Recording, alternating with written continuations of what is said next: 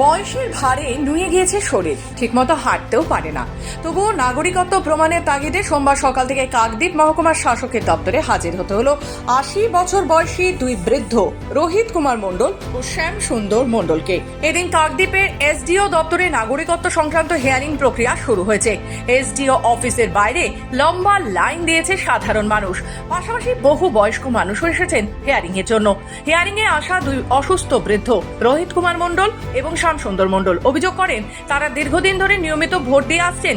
ভারতীয় নাগরিক হওয়ার সমস্ত প্রমাণ থাকা সত্ত্বেও তাদের হিয়ারিং এ ডাকা হয়েছে। ৯৫ সালে, আচ্ছা, তারপর ৪৪ সালে দিয়েছিলাম, ৮৪ দিয়েছিলাম, ৯৫ দিয়েছি, মানে ও পরপর সব দিয়েছে, আমার মনে নেই, সবটাই দিয়ে এসেছি। ২০০২-ও দিয়েছি, কিন্তু ভোটার লিস্টে নাম নেই।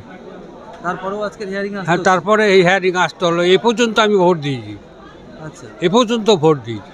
তো কতটা সমস্যা? এই তো আপনার অনেক সমস্যা। বয়সকালে আছে। হ্যাঁ কারা নিয়ে এলো আপনার? হ্যাঁ, কারা নিয়ে এলো আপনাকে? এই যে আমার ছেলে এসছে। ছেলেরা নিয়ে এলো। আমাদের ফ্যামিলি সবার নামে গেছে নোটিশ? হ্যাঁ হ্যাঁ হ্যাঁ, না না না, এই দুজনের নামে। তো আপনার ছেলের নামে? হ্যাঁ, এই আমার তিনজন ফ্যামিলি। আচ্ছা, জমা দিয়েছেন? হ্যাঁ, তো আমার হিয়ারিং হয়ে গেছে, ছেলের বাকি আছে। হিয়ারিং, আপনাকেও ডাকা হয়েছিল? হ্যাঁ, ওই আমাদের কিছু ডকুমেন্ট নেই, বাবার মার ডকুমেন্ট পাইনি, যার কারণে মনে হয় আমাদের নোটিশ পাঠিয়ে। ভোট দিয়েছেন? আমরা অনেকবার ভোট দিই, অত ইয়ে আছে প্রথম থেকেই ১৭-১৮ বছর বয়স থেকে ভোট দিচ্ছেন? ভোট দিচ্ছি। তারপরেও আপনাকে হিয়ারিং আসতে হচ্ছে? তারপরে আবার হিয়ারিং আবার আসতে হচ্ছে। আপনার বয়স কত? ওই ৮০ গায়ে খায়, আচ্ছা, ৮০ গায়ে গায়ে। কি বললো?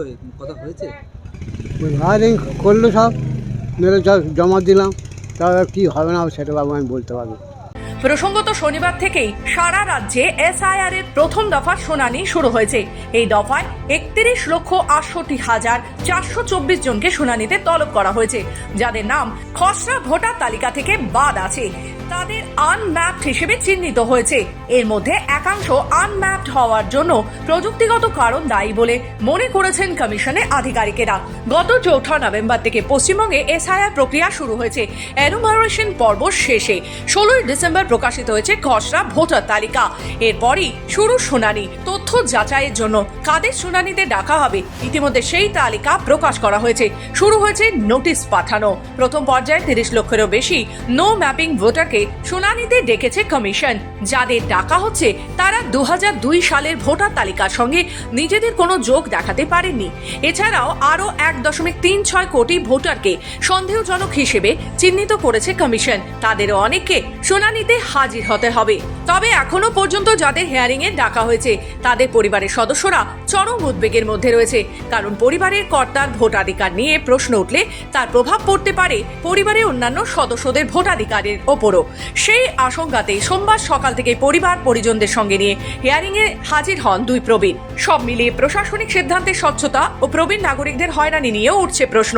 এখন দেখার বিষয় এই প্রক্রিয়ার মধ্যে দিয়ে ঠিক কতটা স্বচ্ছ হয় ভোটার তালিকা।